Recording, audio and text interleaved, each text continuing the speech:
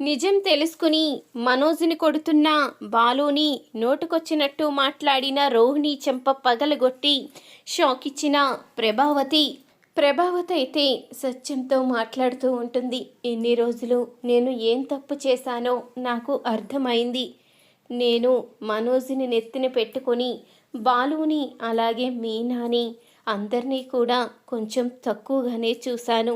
ముఖ్యంగా బాలుని చిన్నప్పటి నుంచి పట్టించుకోలేదు. కానీ ఇప్పుడు ఎవరేంటో అర్థమవుతుంది. నేను ఏం తప్పు చేశానో అర్థమవుతుంది. నేను ఎవరినైతే నెత్తి మీద పెట్టుకుని నన్ను ఉద్ధరిస్తారు అనుకున్నానో వాళ్ళే నన్ను పాతాళానికి తొక్కేసేలా ఉన్నారు. అవసరమైనప్పుడు కనీసం గుక్కెడు మంచినీళ్ళు కూడా ఇవ్వరని అర్థమైపోయింది. ఇప్పుడు నేను చేసిన తప్పు తెలుసుకున్నాను. ఇక మీదట ఇన్ని రోజులు నేను చేసిన తప్పుని సరిదిద్దుకుంటాను అంటూ ప్రభావతి అయితే సత్యంతో చెప్తూ ఉంటుంది. ఇక ప్రభావతి అయితే రోహిణి దగ్గరికి వెళ్ళి, రోహిణి, నీ భర్త బాధ్యత నీదే. ఇంతవరకు నేను చూసుకున్నాను. ఇక మీదట వాడు ఏ తప్పు చెయ్యకుండా చూసుకునే బాధ్యత మాత్రం నీదే. నేనిక ఆ బాధ్యత తీసుకోదలుచుకోలేదు. నెలకి 50,000 ఇస్తానని వాడు ఒప్పుకున్నాడు కాబట్టి అవి ఇప్పించే బాధ్యత కూడా నీదే. అవి ఇచ్చే వరకు మాత్రం నేను కూడా ఈసారి అడుగుతూనే ఉంటాను. ఇంతవరకు వాడు ఏ తప్పు చేసినా వెనకేసుకు వచ్చాను. ఇప్పుడు ఎవరేంటో పూర్తిగా అర్థమైంది. అందుకని ఒక తల్లిగా ముగ్గురిని సమానంగా చూడాలని నిర్ణయించుకున్నాను. వీడి కారణంగా వాళ్ళిద్దరికీ అన్యాయం జరుగుతూ ఉంటే తల్లిగా సరిదిద్దవలసిన బాధ్యత నా మీద ఉంటుంది కదా. అందుకని నేను ఈ నిర్ణయం తీసుకున్నాను. నువ్వు ఖచ్చితంగా మనోజ్ చేత నెలకి 50,000 ఇప్పించి తీరవలసిందే అంటూ ప్రభావతి అయితే రోహిణికి వార్నింగ్ ఇస్తుంది. ఇంతలో బాలు అయితే ట్రిప్పుకు వెళ్ళంగానే ఇన్స్పెక్టర్ అయితే కనిపిస్తుంది. అప్పుడే ఇన్స్పెక్టర్ అయితే చెప్తూ ఉంటుంది, ఏంటి బాలు, వచ్చిన 40 లక్షలు మీ ముగ్గురన్నదమ్ములు పంచుకున్నారా, లేకపోతే మీ నాన్నగారి పేరుకే వేసారా అంటూ అనంగానే, ఏంటి మేడం మీరు అడిగేది? 40 లక్షలు రావడం ఏంటి, మేము పంచుకోవడం ఏంటి, మీరు చెప్పేది నాకేమీ అర్థం కావడం లేదే అంటూ అడుగుతూ ఉంటాడు బాలు అయితే. అదేంటయ్యా, 40 లక్షలు మీ అన్నయ్యకి ఆ కల్పన అనే అమ్మాయి ఇచ్చేసింది కదా. ఆ రోజు మీ వదిన కూడా ఈ డబ్బులు తీసుకుందే. ఈ విషయం నీకు తెలియకపోవడం ఏంటి అంటూ అడుగుతూ ఉంటుంది ఇన్స్పెక్టర్ అయితే. అంటే ఈ 40 లక్షల విషయంలో కూడా నన్ను మోసం చేశారన్నమాట.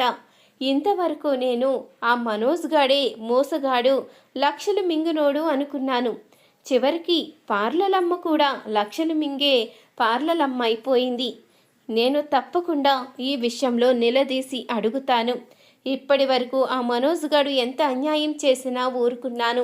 చివరికి ఇప్పుడు భార్యాభర్తలు ఇద్దరూ కలిసి మోసం చేస్తూ ఉంటే ఎలా ఊరుకుంటాను? ఈ రోజే నిలదీస్తాను అంటూ బాలు అయితే కోపంగా ఇంటికి వెళ్తాడు.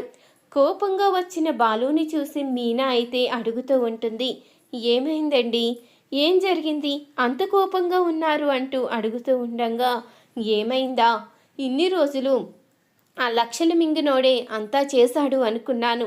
చివరికి వాడి భార్య కూడా మనల్ని మోసం చేస్తుంది. మా నాన్న పెన్షన్ డబ్బులు 40 లక్షలు పోయాయి అనుకున్నాం కదా, కానీ అవి మళ్ళీ ఆ కల్పన తిరిగి ఇచ్చేసిందంట. వీళ్ళు మన దగ్గర నిజాన్ని దాచిపెట్టి ఇప్పటి వరకు మోసం చేశారు. ఇప్పుడు వాళ్ళ పుట్టింటి నుంచి వచ్చినట్టు ఆ పార్లలమ్మ మోసం చేస్తుంది. ప్రతిదీ పుట్టింటి నుంచి తీసుకువస్తానని చెప్తుంది కదా, ఇదే పుట్టింటి నుంచే తీసుకురావడం. వాళ్ళ నాన్న ఎవరో తెలీదు, పేరు కూడా తెలీదు. అలాంటి ఆవిడికి ఇన్ని లక్షలు పంపిస్తున్నాడన్నప్పుడే నాకు అనుమానం వచ్చింది. అంటే ఈ 40 లక్షలు దాచిపెట్టేసి ఇంత మోసం చేస్తున్నారన్నమాట. ఆ పార్లలమ్మ ఈ మనోజ్ గాడి కన్నా చాలా దొంగ రకంలా ఉంది అంటూ ఇక చెప్తూ ఉంటాడు బాలు అయితే. ఇంతలో ఇక రోహిణి అయితే మనోజ్తో చెప్తూ ఉంటుంది, చూడు మనోజ్, ఇంతకు ముందే మీ అమ్మ వార్నింగ్ ఇచ్చింది, నెలకిచ్చే 50,000 ఇప్పించవలసిన బాధ్యత నీ మీదే ఉంది అని. నువ్వు ఏం చేస్తావో నాకు తెలియదు. మన చేతిలో ఈ డబ్బులున్నప్పుడే నీ వ్యాపారం కూడా పెరగాలి. నీకు లాభం రావాలి, మన లైఫ్ సెటిల్ అవ్వాలి, మన ఇద్దరం అప్పుడు బయటికి వెళ్ళిపోయినా ఎలాంటి ఇబ్బంది ఉండదు. నువ్వు వ్యాపారంలో ముందుకు వెళ్ళడానికి నీ ప్రయత్నం నువ్వు చెయ్యి. ఎప్పటికీ ఇంట్లో అందరి ముందు చులకనగా ఉంటూ ఇలా తిరుగుతూ ఉంటే ఆ 40 లక్షలు దాచిపెట్టిన లాభమేముంది? రేపొద్దున్నన్న రోజు 40 లక్షల విషయం బయటపడితే మన పరిస్థితి ఏంటో అర్థమవుతుందా? అసలు ఇప్పటి వరకు నువ్వు ఏదీ సాధించలేకపోయావు. ఇక మీదటైనా దృష్టి పెట్టు. ఇప్పటి వరకు మీ అమ్మగారు సపోర్ట్ అయినా మనకుండేది, కానీ ఇక మీదట ఆ సపోర్ట్ కూడా దొరకదు మనోజ్. అది గుర్తు పెట్టుకో. ఎందుకంటే ఆవిడి నువ్వన్న మాటలకి బాధపడినట్టున్నారు. నువ్వు నోటుకొచ్చినట్టు మాట్లాడి మనకి సహాయం చేసే అత్తయ్యను కూడా అటువైపు వెళ్ళిపోయేలా చేశావు. ఇక ఇప్పుడు మనకి అత్తయ్య సపోర్ట్ కూడా దొరకదు. ఇక మనం ఏం చేసినా అందరూ కూడా మనల్ని నిలదీస్తారు, అది గుర్తుపెట్టుకో అంటూ రోహిణి అయితే చెప్తూ ఉంటుంది మనోజ్తో. అప్పుడే ఇక ఇంతలో బాలు అయితే కోపంగా మనోజ్ని అయితే బయటికి పిలుస్తాడు. మనోజ్ని బయటికి పిలవంగానే ఇంతలో రోహిణి అయితే అదిగో బాలు ఎందుకో పిలుస్తున్నాడు పద అంటూ బయటికి అయితే తీసుకువస్తుంది. అప్పుడే ఇక బాలు అయితే మనోజ్ను పట్టుకుని, ఏంట్రా 40 లక్షలు వచ్చిన తర్వాత కూడా మోసం చేస్తావా? చెప్పకుండా అది నీ అత్తారింటి సొమ్ము అంటూ ఇంత దిగజారిపోయి ఎలా చెప్పగలిగావరా అంటూ నిలదీస్తూ ఉంటాడు బాలు అయితే. అప్పుడే ఇక మనోజ్ను కొడుతున్న బాలుని ఆపి, అసలు నీకు బుద్ధుందా? ఎందుకు అన్నయ్యని కూడా చూడకుండా చేయి చేసుకుంటున్నావు? అయినా 40 లక్షలు వాడుకుంటే తప్పేముంది? అందులో మాకు కూడా వాటా ఉంది కదా. మాకు లాభం వచ్చిన తర్వాత మీ వాటా మీకు పడేస్తాము అంటూ రోహిణి అయితే నోటుకొచ్చినట్టు బాలునైతే మాట్లాడుతూ ఉండగా అప్పుడు ఈ మాటలన్నీ విన్న ప్రభావతి అయితే రోహిణి చంపైతే పగలగొడుతుంది. అంటే నువ్వు కూడా మనోజ్తో చేతులు కలిపి ఇంత మోసం చేస్తావా? ఇన్ని రోజుల నుంచి నీ పుట్టింటి నుంచి తీసుకువచ్చానన్న డబ్బు మొత్తం ఈ డబ్బు అన్నమాట. నువ్వు కూడా ఈ లక్షను మింగినోళ్లాగే అన్నీ మింగేసేసి అబద్ధాలు ఆడుతున్నావన్నమాట. ఇంతకాలం నువ్వు చాలా ధనవంతురాలువని, నీ పుట్టింటి వాళ్ళు ఎంత అడిగినా పంపించేస్తారని, వాటితో ఏ సమస్య వచ్చినా నువ్వు తీర్చేస్తున్నావని అనుకున్నాను. చివరికి నువ్వు కూడా ఇంత మోసగత్తెవనుకోలేదు. మీ మావయ్య గారు కష్టాజీతాన్ని వాడేసుకున్నది కాకుండా అది నీ పుట్టింటి వాళ్ళు ఎట్టినట్టు ఎంతగా నాటకమాడావు. అసలు నువ్వు మనిషివేనా? పైపెచ్చి ఇంకా బాలునే నోటికొచ్చినట్టు మాట్లాడుతున్నావు. వాడుగాక కాలర్ పట్టుకుని నిలదీస్తున్నాడు. అదే వేరే వాడైతే ఈ పాటికి పోలీస్ కంప్లైంట్ ఇచ్చి ఇలా మోసం చేశారు భార్యాభర్త అంటూ ఇద్దరి మీద కంప్లైంట్ ఇచ్చేవాడు. వాడు ఇంటి గురించి ఆలోచిస్తాడు కాబట్టి నార్మల్గా నిలదీస్తున్నాడు. కానీ నేను ఊరుకునే ప్రసక్తే లేదు. మీరు ఖచ్చితంగా ఆ డబ్బులు ఇచ్చి తీరవలసిందే, లేకపోతే ఊరుకోను అంటూ ప్రభావతి అయితే నిలదీస్తూ ఉంటుంది. అది అత్తయ్య షాప్ పెట్టింది ఆ డబ్బులతోనే అత్తయ్య.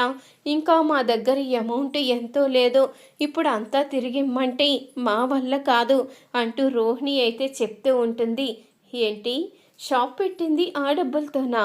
మరి మీ నాన్న అక్కడి నుంచి డబ్బులు పంపించేశాడు, నీ అకౌంట్కి లక్షలు లక్షలు ట్రాన్స్ఫర్ చేశాడు అని అబద్ధాలాడవు కదే. ఎందుకే ఇంత మోసం చేశావు? ఇన్ని రోజులు పెద్ద కోడలు అని నెత్తిన పెట్టుకున్నందుకు బాగా చూపించావుగా. ఇన్ని రోజులు పెద్ద కొడుకు అంటూ వాడి మీద ఎంతో ప్రేమతో గారాబం చేసినందుకు వాడు కూడా నన్ను నోటుకొచ్చినట్టు మాట్లాడాడు. ఇప్పుడు నువ్వు కూడా ఇంతే మోసగత్తవని తెలిసిపోయింది. చూడండి, ఇద్దరూ కూడా 40 లక్షలు ఇవ్వవలసింది. మీకు ఎలాంటి వాటా లేదు. మీరసలు ఈ ఇంట్లో మనుషులే కాదని అనుకుంటున్నాను. మీరు డబ్బులు కట్టి ఇంట్లోంచి బయటికి పోవచ్చు అంటూ ప్రభావతి అయితే రోహిణికి దిమ్మ తిరిగే షాక్ అయితే ఇస్తుంది. ఇక ప్రభావతి రోహిణికి షాక్ ఇచ్చేసరికి అది చూసిన మీనా అయితే బాలుని అర్థం చేసుకున్నందుకు చాలా సంతోషపడుతూ ఉంటుంది. ఈ వీడియో కనుక మీకు నచ్చినట్లయితే తప్పకుండా ఒక లైక్ చేయండి. మా ఛానల్ని సబ్స్క్రైబ్ చేసుకుని పక్కనే ఉన్న గంట సింబలపై ఆల్ అని క్లిక్ చేయండి. అప్పుడే మేము పెట్టే ప్రతి వీడియో మీరు మిస్ కాకుండా చూసేవచ్చు.